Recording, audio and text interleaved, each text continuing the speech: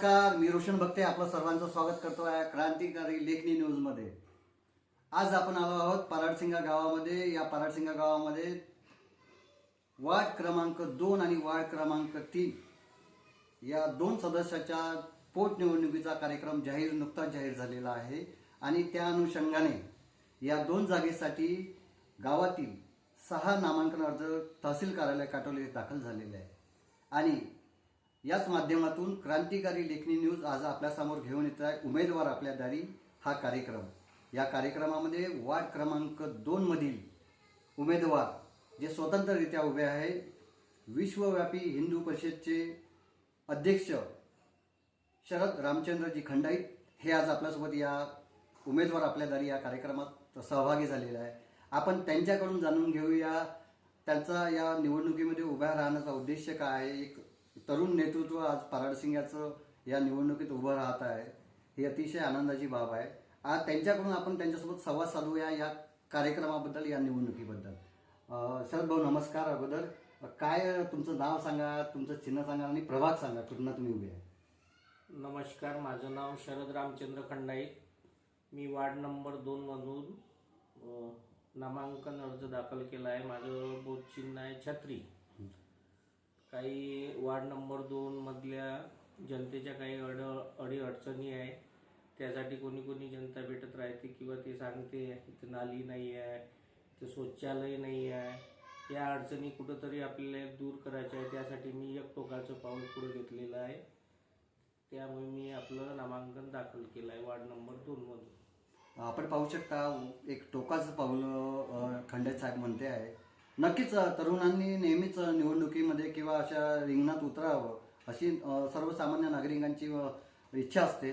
सोबतच शरदादा मला एक सांगा, तेथील जेव्हा मी माझा सर्वे वगैरे झाला, मी स्थानिक नागरिकांच्या समस्या वगैरे जाणून घेतल्या, तेव्हा तेथील मला स्ट्रीट लाईटची समस्या आढळली, रस्ते व्यवस्थित नाही आहे, नाल्याचा प्रश्न आहे, महिलांसाठी सार्वजनिक शौचालयाची व्यवस्था वगैरे तिथे नाही आहे। तर आपण काय सांगाल याबद्दल?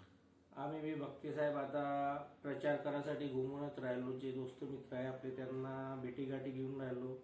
जेव्हा आम्ही त्या जनतेमध्ये जातो तेव्हा ते सांगते की इथं नाली नाही आहे, इथं रस्त्याला गड्डे पडले आहे, अशा अनेक अशा अडी अडचणी आहे।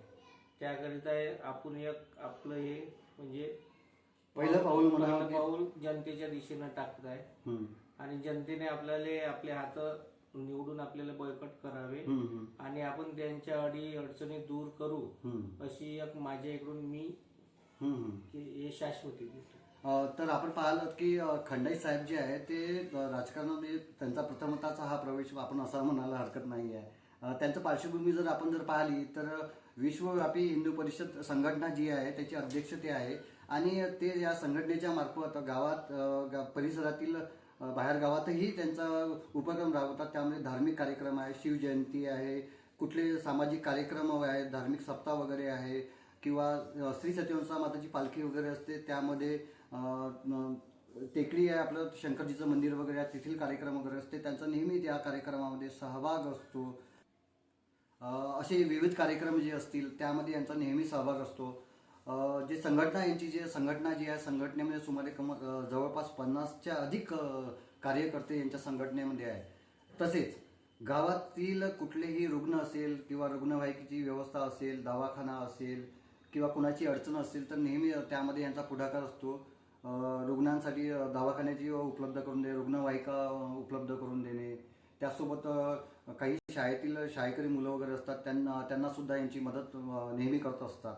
तर अशी यांची पार्श्वभूमी खंडाईत यांची पार्श्वभूमी आहे आणि सोबतच एक तरुण वर्ग जे म्हणतो आपण, जो एक तरुण संघटना गावातील तरुण वर्ग जे आहे ते यांच्यासोबत जुळलेले आहे आणि त्या जुळण्याच्या माध्यमातून सामाजिक कार्य आता नुकतंच तुम्ही पाहू शकता पराडसिंगा गावामध्ये श्री छत्रपती शिवाजी महाराजांचा पुतळ्याची स्थापना करण्यात आली। त्या स्थापनेमागे अतिशय मोलाचा म्हणजे महत्त्वाचा वाटा म्हणजे शरद भाऊंचा खंडाईत यांचा आहे। दादा काय सांगाल तुम्ही तुमच्या सामाजिक कार्याबद्दल, धार्मिक कार्यामध्ये तुमचा नेहमी पुढाकार असतो? त्यात काय सांगायचं, जे आपल्याकडून होती जनतेसाठी ते आपण करतो। आपलं त्यामध्ये कोणत्याही प्रकारचे श्रेय घ्यायचं नसते। जे सेवा आपण जनतेची करू शकतो आपल्या हिंदवी विश्वव्यापी युवा संघाच्या मार्फत तेवढा पुढाकार आपण घेतो। तर आपण पाहिलं की ते म्हणतात ना की काम जरी कितीही मोठं केलं पण स्तुती जे म्हणतो आपण स्वतःची स्तुती स्वतः कशी करायची बा असं यांचं एक ध्येय आपल्यासोबत आपण आता त्यांनी व्यक्त केलं आपल्यासमोर. मला एक म्हणायचं आहे की राजकारण हा एक वेगळा भाग, समाजकारण हा एक वेगळा भाग. ही निवडणूक जी आहे ही प्रतिष्ठेची लढाई म्हणून मानली जात आहे या पारडसिंगा गावामध्ये, कारण इथे पारडसिंगा गाव हे राजकारणी गाव म्हणून ओळखलं जातं. आणि त्या राजकारणी गावामध्ये एक सर्वसामान्य एक शेतकऱ्याचा मुलगा जेव्हा पुढाकार घेऊन या निवडणुकीच्या रिंगणात उभा जर राहतो तर नक्कीच मतदारांचा कौल त्यांच्याकडे राहीलच.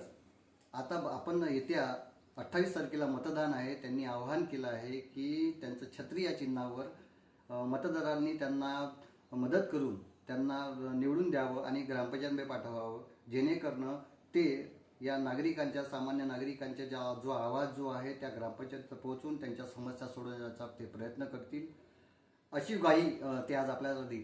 नक्कीच तुम्ही या ग्रामपंचायतमध्ये जाऊन लोकांच्या समस्या वगैरे थेट तुम्ही मांडण आणि त्यांच्या समस्या सोडवण्याचा प्रयत्न करा. बघते साहेब, आता जेमतेम आपण निवडून आल्यावर एकाएकी एवढं सगळं काम होत नाही, पण जनतेला तुमच्या मार्फत एवढी शाश्वती देतो की मी 100% तुमचे कामं पूर्ण करण्याची आश्वासन देतो. तुम्ही तर पाहायला यांनी आश्वासन दिलं आहे. आज मी या क्रांतिकारी लेखणीच्या माध्यमातून एक नवीन जो उपक्रम जो राबला, उमेदवार आपल्या दारी, ह्या कार्यक्रम आणि हा व्हिडिओ जर आपणास आवडला असेल तर कृपया क्रांतिकारी लेखनी न्यूज चॅनलला सबस्क्राईब करा, लाईक करा, शेअर करा आणि पाहत राहा फक्त ना फक्त क्रांतिकारी लेखनी न्यूज.